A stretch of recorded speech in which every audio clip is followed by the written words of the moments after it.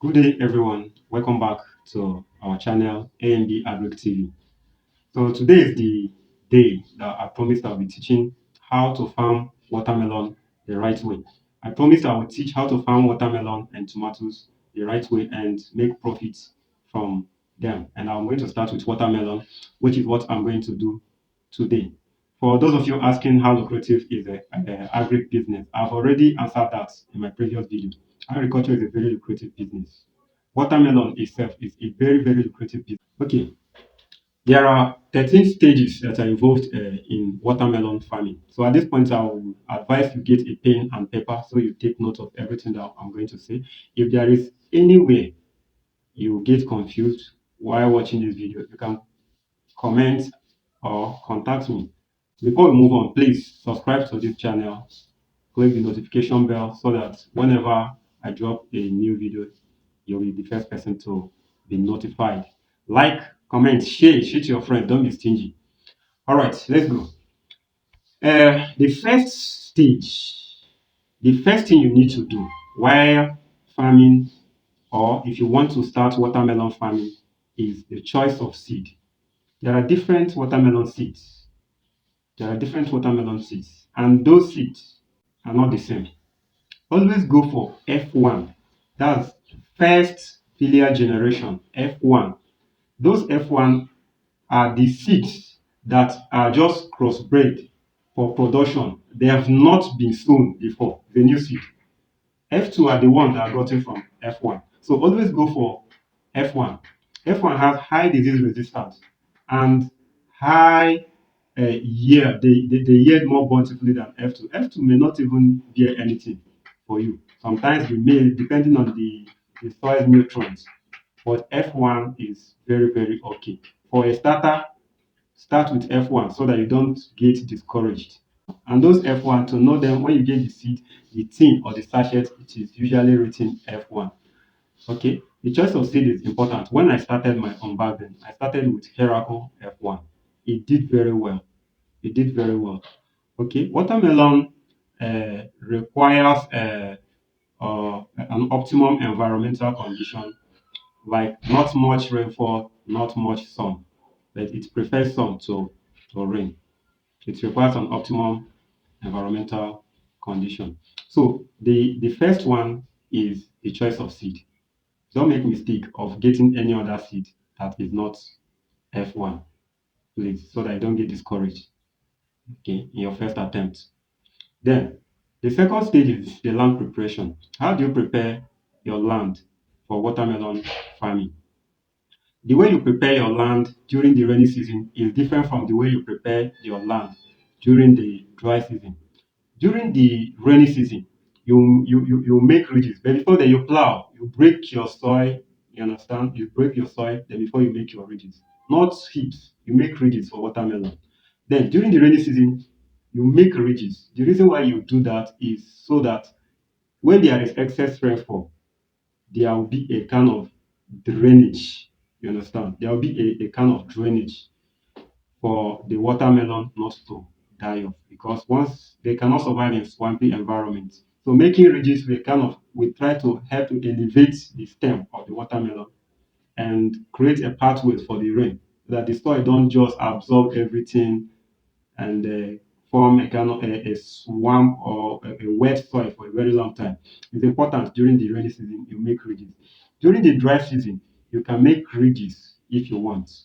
But if you don't want, it is even better that you don't make ridges. Level your soil, break your soil, level your soil, and just sow directly to the soil like that. So that if there is any rainfall is at all, the soil will absorb the rain, the water more. If there is no rainfall, you'll be using irrigation. Definitely, you cannot do without irrigation during the dry season. You can't do without irrigation, good irrigation system during the dry season. The best irrigation system to use is drip irrigation. If you are using drip irrigation, you can farm watermelon throughout the year from January to December, nothing will happen. But if you are not using drip irrigation, then your strength, you will know the portion of the land, the size of the land that you'll be farming. So if you be using manual irrigation or sprinkler irrigation is not good. for watermelon. That is preferred when you are doing vegetable. So when you are doing watermelon, it's either use drip irrigation or use your hand to to water your melons during the dry season. If you are using your hand, if you have a very large farmland, it will be very difficult for you. If you have a small farmland, it's fine. You'll be able to do it. You water morning, early in the morning before the sun rises, and you water evening. You make your soil flat in the dry season so that when you pour your water, the roots of the plant will be able to absorb it very well. But during rainy season, don't make attempt of planting your watermelon on a flat soil because they may likely not even germinate. So that's the second stage. Then the third stage is the planting season. I have even said a lot about the planting season with the first one. Okay, during the rainy season period, during my own time, we start rainy season period around March, April. But these days that we don't even know when rainy season starts. This year now, here in my area in Enugu State, rain started around June. Sef. So it depends. You check the environment where you are and know when rain starts falling and when rain is not falling. Then what you do is this. You have to be prepared first. Get your seed, get everything, the materials you need for your farming. When the first rain starts falling, you prepare your soil and sow so that as the rain keeps falling, before it reaches to the peak, you must have started harvesting or you must have harvested your crop because watermelon doesn't really like a heavy rainfall. Again, is before towards the ending of rain. We normally do that August, September, but now things have changed. You just have to watch the weather, your environment where you stay, and know when the rain is ending. Towards the ending of the rainfall, you plant so that before the extreme dry season, you harvest. That is if you don't have strength for irrigation, you just do normal small manual irrigation and harvest your plants. But if you have good drip irrigation system, you can farm throughout the period, throughout the year. Okay. The fourth one is the manure. You don't apply manure anyhow. Watermelon is a deep eater. It's not a plant that you just use only inorganic fertilizer to farm. You need poultry manure or pig dungs, but poultry manure is the best. Then, how do you apply the manure? You dig a hole. If it is a ridges you make a flat soil, you dig a hole, bury the manure. The measurement should be your hand, your full hand. Four is okay, a pit, and each pit is that's where you're planting your seeds. A pit. Then you put the manure. Four, your full hands. Four, put the manure deep in the soil and cover it. Then, after covering it, you are not going to plant the same day you bury your manure. You have to give it like 3 or more days, minimum of 3 days before you plant your seed. And you bury your manure in such a way that when you plant your seed is not going to touch the manure or be very close to the manure. If not, they will not germinate. Okay.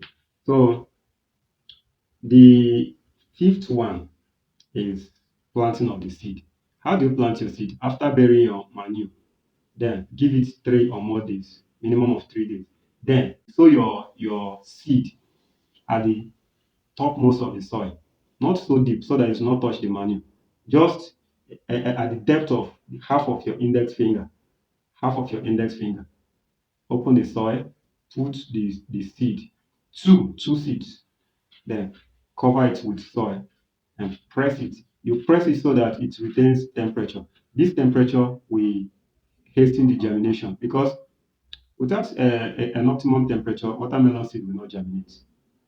Yes, so that's the reason why you press the soil so that it will retain temperature that will help the seed to germinate. And don't forget, half the depth of half of an index finger so that it doesn't touch the manure you buried. If it touches the manure, the heat of reaction generated from the manure will cause dormancy on the seed. The seed will burn and will not germinate. You understand? Even if it happens later that maybe after the seed must have germinated, and maybe it happened that the seed was very close to the manure, the heat will still come up and affect the roots of the plant, and the plant will die along the line. So that's the reason why you have to be conscious about that. Then the sixth one is the seed germination. Germination starts 4 to 7 days. Between 4 and 7 days, if there is any seed that have not germinated, that one will not germinate. It's either there's a dormancy, or a dead seed, or maybe something must have taken the seed out from the soil. Then you now have to replant. Okay, so uh, after germination, after germination, there is something you do. When you notice 80% germination, you spray insecticide, and the insecticide you spray is Imifos. It's not that it's only Imifos, but I use Imifos on my farm, and it works perfectly.